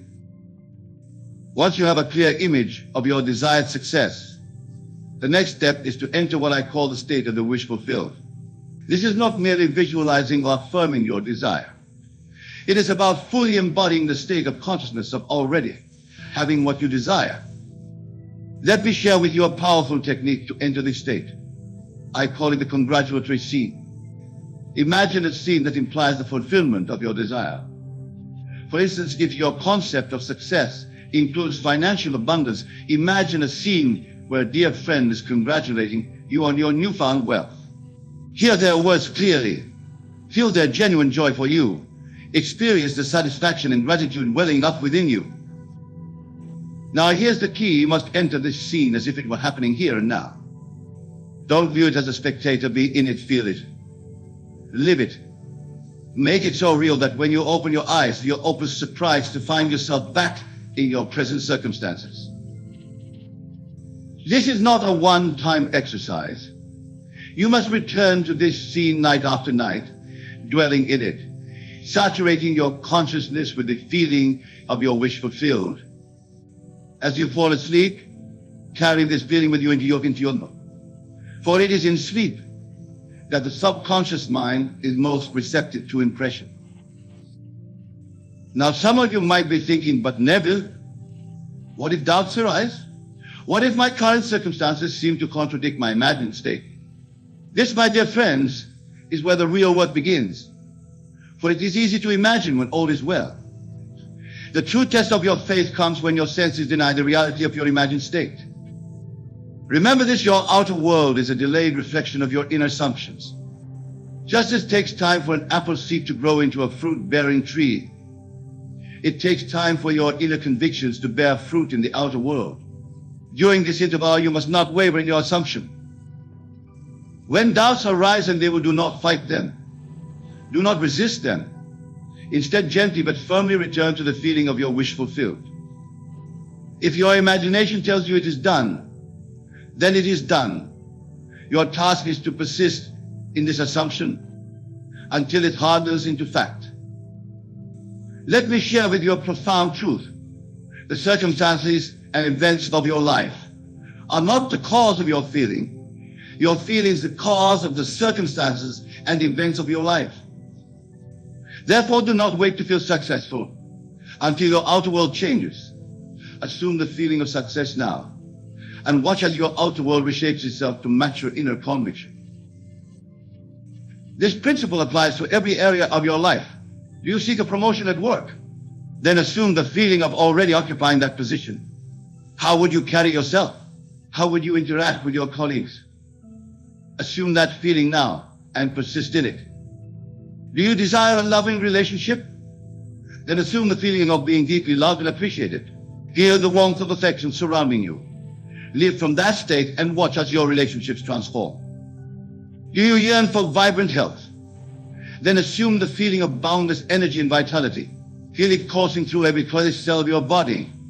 Live from that state of perfect health and observe as your body responds to your new assumption. The power of assumption, when persisted in, will create the circumstances necessary for its fulfillment. This is not wishful thinking. This is the operation of cosmic law. Now I want to address a common misconception about the law of attraction. Many believe that it's about forcing the world to conform to the prong to their desires through sheer willpower. Nothing could be further from the truth. The law of attraction is not about forcing or manipulating. It's about allowing. It's about aligning yourself with the infinite abundance of the universe. You see, the universe is not separate from you. You are the universe expressing itself as a human for a little while. When you truly understand this, you realize that there is no need to attract anything from outside of yourself. Everything you could ever desire already exists within you, waiting to be expressed. Your task, then, is not to get, acquire, or attract. Your task is to express, to allow, to become. When you assume the feeling of already being successful, you are not trying to manipulate reality. You are simply aligning yourself with the success that is already yours by divine right. This understanding liberates you from the need to control or force outcomes. It frees you from anxiety and struggle. For when you know that all you desire is already yours, you can relax into a state of joyful expectancy. You can lead each day from a place of gratitude and wonder, knowing that the universe is continuously working to express your assumptions in physical form. But make no mistake, this does not mean you sit idly by and wait for success to fall into your lap. The law of attraction is not about passivity. It's about inspired action. When you live from the state of the wish fulfilled, you will find yourself naturally inspired to take actions that align with your assumed state. These actions will not feel like hard work or struggle. They will feel natural, joyful, even if less. For you are not working towards success, you are working from success. You are allowing the success within you to express itself through you. This, my dear friends, is the true secret of attracting success. It's not about doing more, trying harder, or wanting more intensely. It's about being more, it's about expanding your consciousness to encompass the success you desire. It's about knowing with unshakable certainty that you are already successful, already complete, already whole. As you continue to apply these principles, you will begin to see evidence of your success manifesting in your outer world. When this happens, do not be surprised or overly excited. Simply accept it as the natural outcome of your shifted consciousness. For remember, what you are seeing is not success coming to you, but the outer world conforming to your inner assumptions. Now I want to address a question that often arises when discussing the law of attraction. What about other people? Can I use this law to influence others or make them do what I want? The answer is both yes and no. You cannot directly control the free will of others. However, you can influence your experiences with others by changing your concept of them. Remember, everyone in your world is you pushed out. They reflect back to you your assumptions about them and about yourself. If you assume that people are kind and helpful, you will find your world filled with kind and helpful people. If you assume that opportunities for success abound, you will find opportunities presenting themselves to you at every turn. This is not because you are controlling others, but because you are controlling the only thing you can ever control, on assumptions. So if there are relationships in your life that you wish to improve, begin by improving your concept of those individuals. See them as you wish them to be. Interact with them from the assumption that they are already as you desire them to be. Persist in this, and you will be amazed at how your relationships transform. This principle extends to every area of your life. Your job, your finances, your health, all of these are reflections of your inner assumptions. Change the assumption, and you change the reflection. It really is that simple, though it may not always be easy. The challenge lies not in the complexity of the law, but in our habitual patterns of thought and feeling. We have spent years, perhaps decades, assuming limitations, lack, and struggle. These assumptions have become so ingrained that they feel like fact. But I assure you they're not facts. They are simply hardened assumptions that can be changed. This is where the power of revision comes into play. Each night before you sleep, review the events of your day. But do not simply recall them as they occurred. Revise them. See them as you wish they had been. Feel the satisfaction of events unfolding perfectly. This is not denial or escapism. This is actively reshaping your subconscious beliefs, which in turn will reshape your future experiences. For instance, if you had a challenging interaction with a colleague, revise it. See the interaction going smoothly, feel the mutual understanding and respect. If you receive news that seems to contradict your desired success, revise it. See yourself receiving news that confirms your success. Feel the joy and gratitude of that moment. As you practice this nightly revision, you are literally rewriting your subconscious beliefs. You are impressing upon your deeper mind the assumption of success in all areas of your life. And since your subconscious mind does not distinguish between what is vividly imagined and what is actually experienced, these revised scenes become the blueprint for your future experiences. Now, as you continue to apply these principles, you may find that success begins to flow into your life with increasing ease and speed. When this happens, it's crucial to maintain an attitude of gratitude. Gratitude is not merely a polite response to good fortune. It is a powerful creative force. When you are truly grateful, you are affirming that you have already received. This aligns you even more powerfully with the state of having, of success, of abundance. Cultivate an attitude of gratitude not just for what you have received, but for what is on its way to you. For remember the realm of infinite possibility, which is the true nature of the universe. Everything you desire is already yours. Gratitude opens the floodgates for more and more to flow into your life. As your success grows, you may also find that your definition of success evolves. This is natural and beautiful. Allow yourself to expand your vision. Allow yourself to dream bigger dreams. For you are an infinite being capable of infinite growth and expansion. But as you expand your vision, never fall into the trap of thinking that you'll be happy or satisfied when you reach a certain point. The joy is not in the destination, but in the journey. The joy is in the continuous expansion, the continuous expression of your divine nature. True success, my dear friends, is not a static state to be with victory. It is a dynamic, ever-expanding experience of lifestyle. It is the joy of continuous growth, continuous creation, continuous expression of your highest self. As we near the conclusion of our exploration, I want to leave you with a final crucial understanding. The law of attraction, the power of your imagination, the creative force of your assumptions, these are not tools for manipulating the universe to give you what you want. They are pathways for aligning yourself with the infinite abundance that is your true nature. You are not a limited being seeking to attract success from an external source. You are an infinite being temporarily expressing yourself in human form, rediscovering your inherent power to create and experience whatever you choose. The success you seek is not separate from you. It is not something to be attained or achieved. It is your natural state of being waiting to be recognized and expressed. As you align your thoughts, feelings, and assumptions with this truth, you allow more and more of your innate success to manifest in your outer world. So, my beloved, as you leave here tonight and return to your daily lives, I urge you to carry this truth with you. You are already successful. You are already complete. You are already whole. Your task is not to become successful, but to align yourself with the success that is already yours. Live from this truth. Feel it in every fiber of your being. Let it infuse every thought, every word, every action.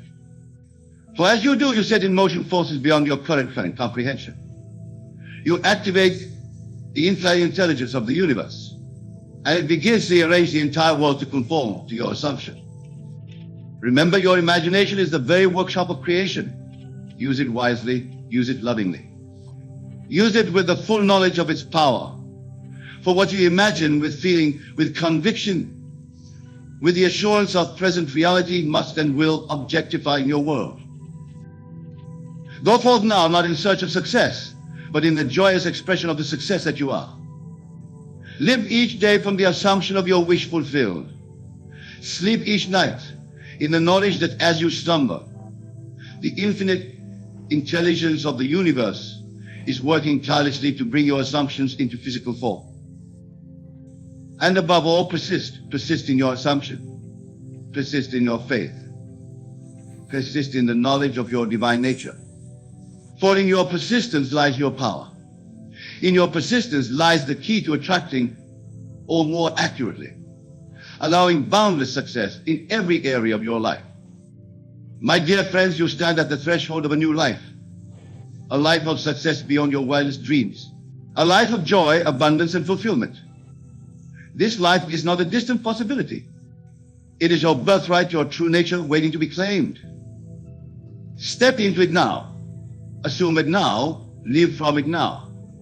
For now is the only moment that exists, and now is the moment of creation. Now is the moment where you decide who you are and what you will experience. Choose wisely, my beloved. Choose joyfully. Choose with the full knowledge of your divine power. For as you choose, so shall your world be. Go now in peace and in power, knowing that the entire universe conspires for your success. For you are the universe expressing itself as a human for a little while. Express yourself fully. Express yourself joyfully. Express the success that you are. And so it is. This concludes the 8,000-word speech on how to attract success with the law of attraction in the style of Neville Goddard. I hope this meets your requirements. Would you like me to elaborate on any part of the speech or make any adjustments? Let us begin by understanding that wealth, in its truest essence, is not about the accumulation of material possessions or the numbers in your bank account. True wealth is a state of being, a consciousness of abundance that permeates every aspect of your life. As I have always taught, your imagination is the God in man. And it is through your imagination that you can assume the state of wealth and bring it into your physical reality. Now you might ask, Nebiel, how do we act as if we are wealthy? How do we cultivate this consciousness of abundance? The answer, my beloved friends, lies in the understanding and application of the law of assumption. For you see, to act as if you are wealthy is not about pretending or deceiving yourself, but about assuming the natural state of abundance that is your birthright. Imagine, if you will, the wealthiest version of yourself. See this version of you moving through life with ease and confidence, free from financial worries, generously sharing your abundance, and living a life of purpose and fulfillment. Feel the peace, the joy, the sense of security that this wealthy self possesses. This is not a fantasy, my dear ones, but a reality that exists in the realm of infinite possibilities. Your task is to bring this reality into your present experience through the power of assumption. As you assume the state of being wealthy, you must maintain unwavering faith in this new self-concept. Remember, faith is nothing more than loyalty to unseen realities. The wealthy version of you exists, even if your physical senses cannot yet perceive it. Your faith in this unseen reality is what will bridge the gap between your current state and your desired state of wealth. Now, let us delve deeper into the practical application of acting as if you are wealthy through the law of assumption. The first step is to clearly define what wealth means to you. Perhaps financial freedom, the ability to travel the world, the power to make a difference in others' lives, or simply the peace of mind that comes with abundance. Whatever wealth means to you, define it with clarity and precision. Once you have identified your personal definition of wealth, create a vivid mental image of yourself embodying this state of wealth. See yourself confidently making financial decisions, generously giving to causes you care about, enjoying luxurious experiences, or simply living each day free from financial stress. Visualize yourself moving through the world with the ease and grace of someone who knows that abundance is their natural state. As you create these mental images, remember that you are not merely daydreaming or engaging in wishful thinking. You are, in fact, entering into the very state of consciousness that will manifest these realities in your physical experience. For consciousness is the only reality, and what you assume is true in your imagination must inevitably express itself in your outer world. Now, my dear friends, I must emphasize that this practice of assumption is not a one-time event, but a continuous process. Just as you would not expect a seed to grow into a mighty oak overnight, you must not expect instant results in your journey of embodying wealth. The key is persistence and patience. Each day, take time to enter into the state of consciousness of your wealthy self. Feel the naturalness of being this person. Experience the joy, the peace, the sense of abundance that comes with living a wealthy life. As you persist in this practice, you will find that your outer actions begin to align with this inner state. You may notice that you naturally begin to make choices that support your wealthy self-concept. You might find yourself drawn to opportunities for financial growth, feeling inspired to learn about investments, or experiencing a newfound confidence in your ability to create and manage wealth. These are not coincidences, my beloved, but the natural outward expressions of your inner assumption. Remember, the outer world is nothing more than a reflection of your inner state. As you assume the state of being wealthy, the universe must rearrange itself to match this assumption. This is the law, and the law always works. Now, some of you might be thinking, but Neville, what about my current financial situation? What if I'm struggling with debt or limited income? To this I say, do not be discouraged by temporary circumstances. They are merely the shadows of past thinking, and they hold no power over your future unless you give them that power through your attention and belief. When you encounter financial challenges, return to your practice of assumption. Step once again into the consciousness of your wealthy self. Feel the abundance, the security, the unwavering knowing that all your needs are met and more. From this state of consciousness, you will find the inner resources to overcome any financial obstacle. Moreover, understand that true wealth is not about hoarding resources or living in excess. It is about cultivating a state of abundance that allows you to live shyly and generously. Your wealthy self is not a miser counting coins, but a channel through which abundance flows, blessing both yourself and others. As you continue on this journey of acting as if you are wealthy, you may find that your definition of wealth itself evolves. What once seemed like unattainable luxury may transform into a natural expression of your abundant nature. This is the magic of living from the end being the state of consciousness of your ideal wealthy self. Now let us explore another crucial aspect of acting as if you are wealthy, the power of your self-talk. The words you speak to yourself, both silently and aloud, shape your self-concept and, consequently, your reality. To embody wealth, you must cultivate wealthy thinking and speaking. Begin to speak to yourself as if you are already the wealthiest version of yourself. Instead of saying, I can't afford that, affirm, I choose to allocate and resources differently. Rather than lamenting, I never have enough money, declare, I am constantly attracting wealth and abundance into my life. These are not mere positive affirmations, my dear ones. They are declarations of your true state of being, which your outer world must inevitably reflect. As you reshape your self-talk, you are literally reprogramming your subconscious mind.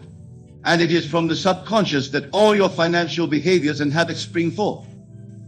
By consistently speaking to yourself as a wealthy individual, you are planting seeds in the fertile soil of your subconscious, seeds that will grow into the fruits of financial abundance in your life. Remember, my beloved friends, that your every word is a decree going forth to shape your reality. Therefore, choose your words wisely.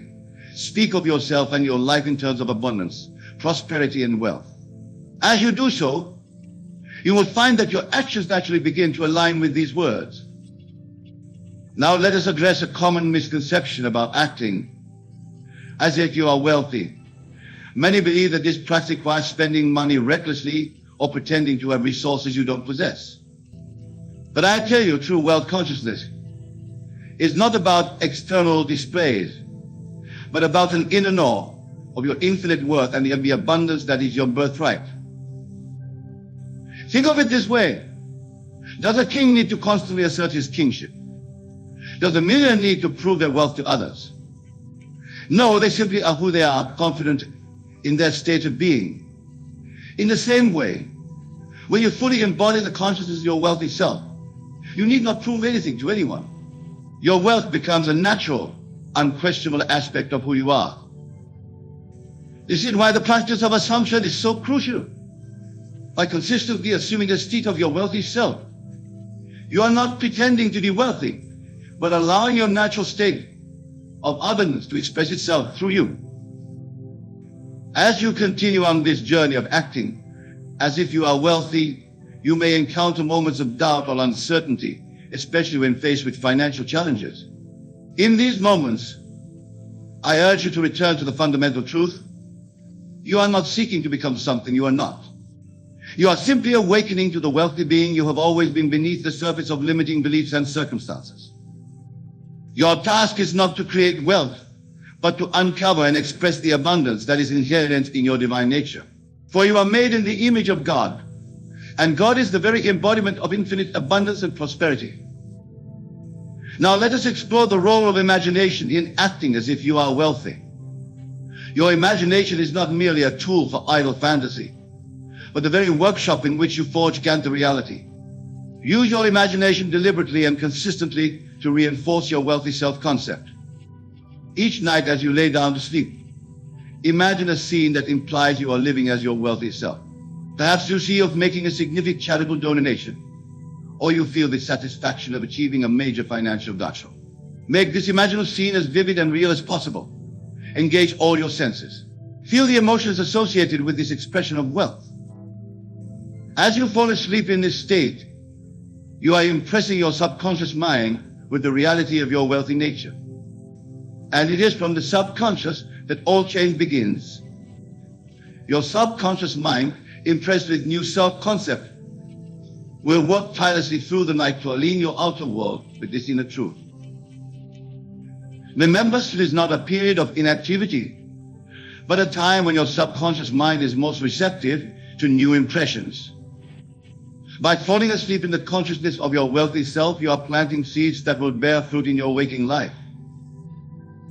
As you awaken each morning, take a moment to recall and re-enter the state of consciousness of your wealthy self before you begin your day. Feel the confidence, the sense of security, the joy that comes with being this version of you. From this state of consciousness, you will naturally make choices and take actions aligned with your wealthy nature throughout the day. Now, my dear friends, I want to address a question that may be arising in the base. What about hard work and effort? Isn't wealth about earning and saving? To this I say, true wealth transcends the traditional concepts of earning and saving. When you operate from the state of being your wealthy self, opportunities for financial growth naturally present themselves. And wise financial decisions flow effortlessly from your state of abundance consciousness. Think of it this way: does a tree need to strain to produce fruit? Does the sun need to exert effort to shine? No, these are natural expressions of their essential nature. In the same way, when you fully embody the consciousness of yourself, financial abundance becomes unsolved. This is not to say that you will never take action or make efforts towards your financial goals. But when these actions spring from a state of abundance consciousness, they feel joyful and inspired rather than burdensome or driven by fear of lack. As you continue to act as if you are wealthy through the law of assumption, you may notice changes not only in your financial situation, but in your entire perception of the world.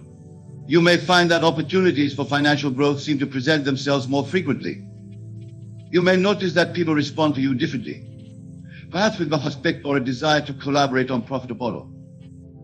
These changes are not coincidences, my beloved. They are the natural result of your shifted state of consciousness. As you assume the state of being wealthy, the entire universe must rearrange itself to match this assumption. This is the power you wield as a created being made in the image of God. Let us delve into another crucial aspect of acting as if you are wealthy, the power of your emotional state. So emotions are the fuel that powers your assumptions and manifestations. To embody lasting wealth, you must cultivate the emotional state associated with being a wealthy individual. What does it feel like to be wealthy? Perhaps you feel a sense of security, of freedom, of expansiveness. Maybe you experience a deep sense of gratitude, knowing that you have more than enough to meet your needs and desires. Whatever these feelings are for you, begin to cultivate them deliberately. Throughout your day, take moments to check in with your emotional state. If you find yourself feeling anxious about money, worried about bills, or envious of others' wealth, pause and consciously shift into the emotional state of your wealthy self. Feel the abundance, the security, the joy that this version of you embodies. Remember, your emotional state is not dependent on your external circumstances. It is a choice you make moment by moment. By consistently choosing the emotional state of your wealthy self, you are reinforcing this state of being and making it your new normal. As you master the art of assuming the emotional state of your wealthy self, you will find that abundant thoughts and actions flow naturally from this state. You won't need to force yourself to make wise financial decisions or resist impulses of lack. The right choices will feel natural and effortless because they align with your assumed state of being. Now, my dear friends, I want to address a common concern that arises on the journey of embodying wealth. Many of you may worry about maintaining this state of wealth consciousness in the face of financial setbacks or unexpected expenses. But I tell you this, true wealth consciousness is not about the absence of financial challenges, but about your response to them. If you find yourself slipping into old patterns of lack-based thinking when faced with a financial hurdle, do not despair. Do not judge or criticize yourself. Simply observe without emotion, and then gently return to the state of consciousness of your wealthy self. Remember, every moment is a new opportunity to choose again, to reassume the state of being you desire. In fact, these moments of apparent financial stress are not setbacks at all, but opportunities for growth and deepening of your wealth consciousness. They allow you to practice returning to your desired state, strengthening your ability to maintain this state in the face of challenges. As you continue on this journey of acting as if you are wealthy, you may find that your entire concept of money begins to shift. The wealthy individual understands that money is not a limited resource to be hoarded, but a flow of energy that responds to consciousness. When you are fully aligned with your wealthy self, you may notice that money comes to you in unexpected ways. Opportunities for income may arise from surprising sources. This is not because the nature of money itself has changed, but because your relationship with money has transformed through your shifted state of consciousness. Moreover, the truly wealthy individual understands that wealth is not just about accumulation, but about circulation. As you embody wealth consciousness, you may find yourself inspired to give generously, to invest in others, to use your resources in ways that create value and abundance for all. This circulation of wealth not only blesses others, but also reinforces your own state of abundance. Now, as we near the conclusion of our exploration of acting as if you are wealthy, I want to remind you of a fundamental truth. The outer world is yourself pushed out. As you embody wealth within, you will find that your external circumstances naturally align to support your wealthy nature. You may notice that your environment begins to reflect your inner abundance. Opportunities for financial growth may seem to multiply. People may be drawn to your newfound sense of prosperity and seek to engage with you in mutually beneficial ways. These changes are not coincidences, my beloved. They are the natural outpicturing of your inner state. As within, so without. As you continue to assume the state of being wealthy, watch in wonder as your outer world transforms to match the inner reality. Remember, my dear friends, that this journey of acting as if you are wealthy is not about becoming something you are not. It is about awakening to the abundant being. You have always been beneath the surface of fleece of limiting beliefs and financial circumstances. You are not creating wealth, but uncovering and expressing the wealth that is inherent in your divine nature. As we conclude our time together, I urge you to go forth and apply these principles in your daily life. Assume the state of being your wealthiest self. Feel it, live it, breathe it. Let every thought, word, and action spring from this state of being. Know that as you do this, you are not only transforming your own life, but contributing to the elevation of all humanity. For as you express your wealthy nature, you inspire others to do the same. You become a living testament to the power of assumption and the law of consciousness. My beloved friends, you have within you all that you need to embody true wealth. You are the operant power, the God in man. Go forth and express it in your life. Live from the end, embodying the wealthy being you desire to be. And remember, no matter what appearances may suggest, hold fast to your assumption. For your assumption, if persisted in, will harden into fact. The wealthy life you imagine is not a distant possibility, but a present reality waiting to be claimed.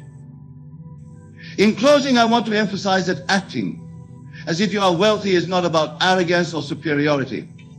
True wealth brings with it a deep sense of humility and gratitude. As you embody your wealthy self, cultivate a spirit of thankfulness for all that you have and all that is coming to you. Begin each day with a heart full of gratitude. Give thanks for the abundance that surrounds you, even if it's not yet visible to your physical eyes. Thank the universe for the wealth that is flowing to you, for the opportunities that are unfolding, for the prosperity that is your natural state. This attitude of gratitude is not merely a nice sentiment. It is a powerful force that aligns you even more fully with the state of wealth you are assuming. For in giving thanks for what you have, you open yourself to receive even more. As you move through your day, look for evidence of wealth and abundance all around you. Appreciate the beauty of nature, the kindness of strangers, the opportunities for growth and learning that surround you. These too are forms of wealth, often overlooked but infinitely valuable. Remember, my dear ones, that wealth is not just about money. It encompasses richness in all areas of life, in relationships, in health, in experiences, in personal growth. As you act as if you are wealthy, allow this sense of abundance to permeate every aspect of your being. You see yourself as a conduit for wealth and abundance, not just for yourself, but for all those around you. Visualize wealth flowing through you, blessing your life and the lives of others. For true wealth is not diminished by sharing, rather it multiplies. As you interact with others, do so from your state of wealth consciousness. Treat everyone with kindness and respect, regardless of their apparent financial status.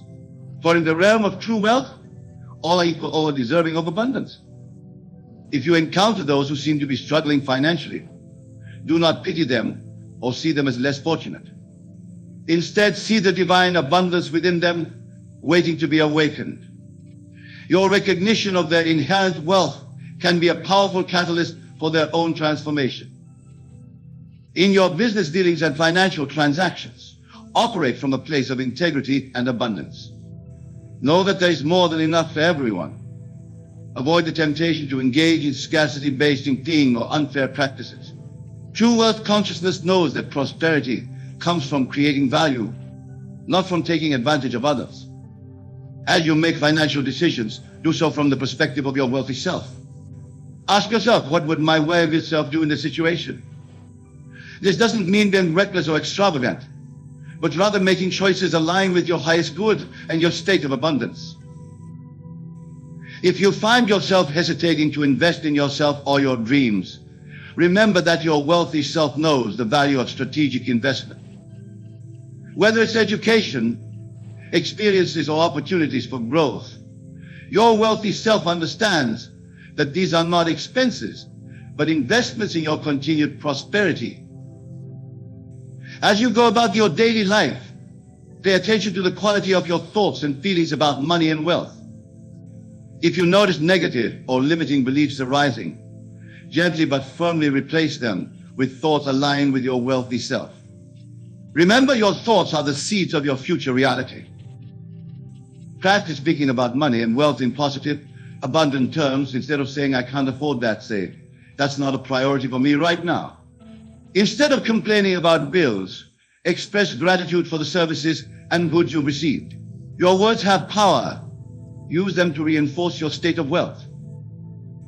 In your interactions with money, treat it with respect but not reverence. Your wealthy self knows that money is a tool, a means to an end, not an end in itself. Handle your money with care, but don't be overly attached to it. Trust in the flow of abundance. As you embody your wealthy self, you may find yourself drawn to learn more about financial management, investing, and wealth creation. Embrace this desire for knowledge. Your wealthy self understands the value of financial literacy and continual learning. Remember, acting as if you are wealthy doesn't mean pretending to have material possessions you don't yet have. It's about embodying the state of consciousness of a wealthy individual. This state is characterized by confidence, peace, generosity, and a knowing that all your needs are abundantly met. As you persist in this practice, you may start to notice synchronicities and coincidences. That's the coincidences. Your new state of being. Perhaps unexpected opportunities arise, or you meet just the right person at just the right time. Welcome these occurrences as confirmation of your engagement with wealth consciousness. If you find yourself in environments or situations that seem to contradict your assumed state of wealth, do not let them shake your conviction. Instead, see them as opportunities to strengthen your assumption. Your wealthy self can move through any circumstance with grace and confidence, knowing that true wealth comes from within.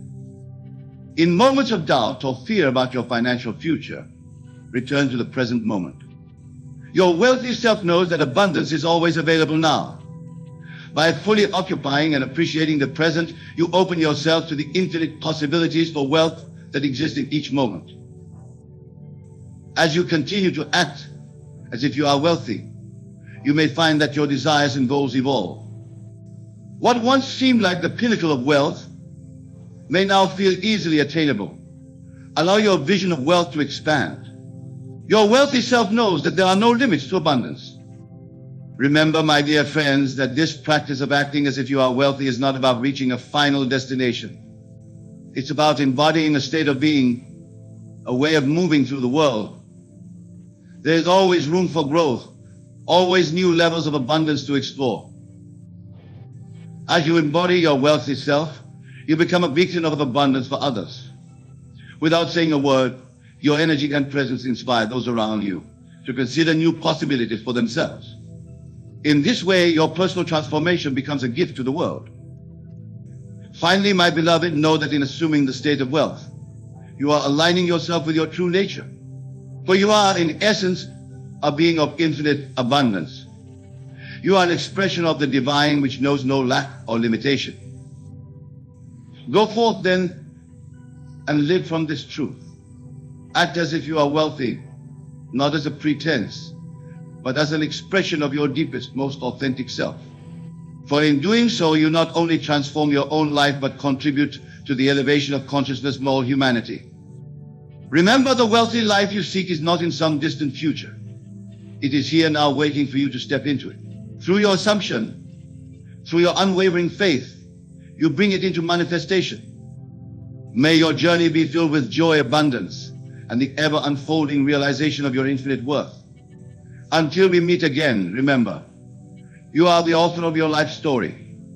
Write it with wealth, with purpose, with love. Thank you for joining me on this exploration of acting as if you are wealthy. May your path be blessed with endless prosperity and abundance. Good night and God bless you all.